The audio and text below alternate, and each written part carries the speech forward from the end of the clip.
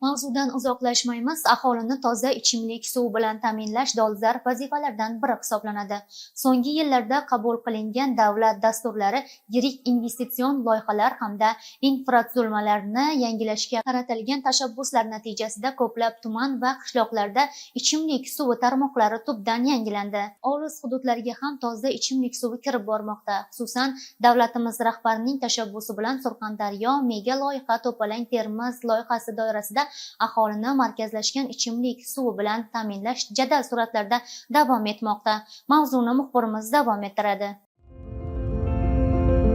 Surxondaryo viloyatida 2017-yilda markazlashgan ichimlik suvi bilan ta'minlanganlik darajasi 47,1% ni tashkil etgan bo'lsa, mazkur ko'rsatkich 2025-yilga kelib 67% ga yetdi. Hozirgi kunda To'palang Termiz mega loyihasi doirasida umumiy uzunligi 246 kilometr bo'lgan ichimlik suvi tarmoqlari tortilib, 8 ta suv saqlash hovuzi qurilishi to'liq yakunlandi. Loyihaning birinchi bosqichi doirasida amalga oshirilgan ishlar natijasida Sariosiyo, Denov, Sho'rchi va Qumqo'rg'on tumanlaridagi 35 ta mahallada yashovchi 134,9 ming nafar aholining ichimlik suvi ta'minoti yaxshilandi. Loyihaning ikkinchi bosqichi doirasida Oltinsoy tumanidagi 16 ta hamda Bandixon tumanidagi 17 ta mahallada jami 86,4 ming nafar aholi toza ichimlik suviga ega bo'ldi. Bundan tashqari, To'palang asosiy magistral tarmog'idan 200 metr qo'shimcha quvur tortilib, Xo'jaybok magistral tarmog'iga ulandi. Bu orqali Bandixon, Qiziriq, Sherobod, Angor va Muzrabot tumanlaridagi 69 ta mahallaning 193 ming nafar aholisi uchun ichimlik suvi ta'minoti sezilarli darajada yaxshilandi.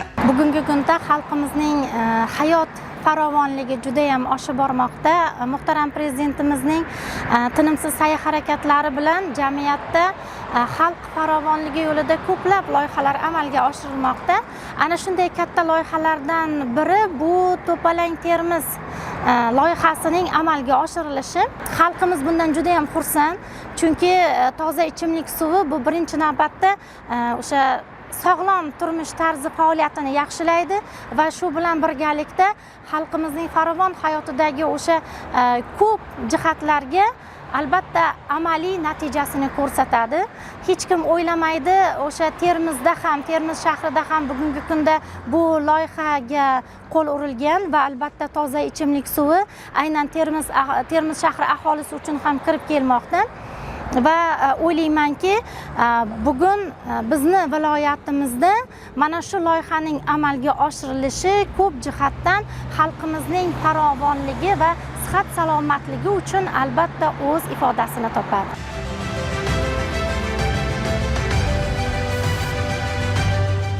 Biz hozir ayni paytda To'palang Termiz mega loyihasida ishtirok etmoqdamiz. Loyiha doirasida hozir bugungi kunda M40 magistral yo'limizdan yer osti qatlam qismidan quvur tortish ishlari amalga oshirilmoqda. Loyiha doirasida sohamizga zamonaviy texnikalar olib kelinmoqda. Ushbu zamonaviy texnikamizning afzalligi shundan iboratki, yer osti, yer usti kommunikatsiyalarga ziyon yetkazmasdan gorizontal burg'ilash asosida ishlarni amalga oshiriladi. Aholini toza ichimlik suvi bilan ta'minlash jarayonlarida zamonaviy texnikalardan samarali foydalanish muhim natijalar bermoqda. Xususan, kuni kecha Surxondaryo viloyatiga gorizontal burg'ilash agregatining keltirilishi soha xodimlari uchun ayni muddao bo'ldi. Ushbu zamonaviy texnologiya yordamida yer usti va yer osti kommunikatsiyalariga zarar yetkazmasdan quvur tortish ishlarini tez va sifatli amalga oshirish mumkin. Hozirgi bajarilayotgan jarayon To'palang Termiz loyihasi doirasida Manguzar suv inshootimizga keluvchi quvurlarning qismida Salovat mahallasida 40 metr va Manguzar chorrahamizda 40 metr bo'lgan qismini yer usti va yer osti kommunikatsiyalariga zarar bermagan holda amalga oshirilyapti.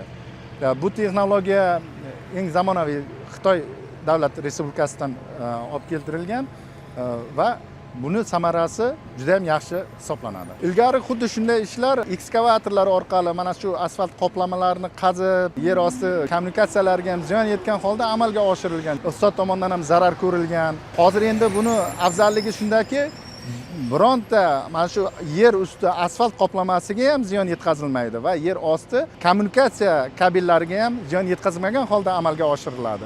Eng e'tiborlisi mashina harakatlariga mana shu serqatnov joylarda ham cheklovlar bo'lmaydi. Gorizontal burg'ulash agregatining imkoniyatlari va uning afzalliklari suv ta'minoti tizimida ish samaradorligini oshirishi, vaqt va resurslarni tejash imkonini yaratadi. Biz mazkur zamonaviy texnika vositasining ish prinsipi va amaliy qo'llanilishi haqida mutaxassisga yuzlandik. Bu Xitoyning yangi texnikasi kirib keldi o'zimizga. Buni qulayliklari hamma joyi kompyuter bilan jihozlangan, ish unumdorligi yuqori, samaradorligi kuchli. Bundan oldin ekskavator, boshqa katta texnikalarda ham haydaganman. Buni qulayligi odamni charchatmaydi, qulayliklari yaxshi, ish unumdorligi zo'r. Ekskavatorda masalan bir kun ichida 300 metr, 200 metr maksimal suv quvur yotqizsak, bu texnika kelgandan keyin bir kunda, bir sutkada o'ylanmasdan 800-900 ming metrlargacha bemalol suv quvurlarni tortish ishlarini bajarsa bo'lyapti. Iqtisodiy tejamkorligi, yoqilg'i sarfi kam, ekologik zarar yo'q, Yevropa standartlariga javob beradi hammasi. Texnikamizda yangi avlodda yutug'i yo'llardan, boshqa joylardan, chiroyli manzarali joylardan buzmasdan, aholiga va transportlarga xalaqit bermasdan, yo'llarning tagidan beshikaz beholda o'tkazish ishlari olib boriladi. Mamlakatimizda aholini toza ichimlik suvi bilan ta'minlash yo'nalishida yangi qurilayotgan tarmoqlar, zamonaviy uskunalar va samarali boshqaruv tizimi orqali sohadagi ish sifat jihatidan yangi bosqichga ko'tarildi. Bu kabi sa'y-harakatlar aholining munosib hayot kechirishi, sog'lom muhit yaratilishi va kelajak avlodlar uchun barqaror suv ta'minoti tizimini shakllantirishga xizmat qilmoqda.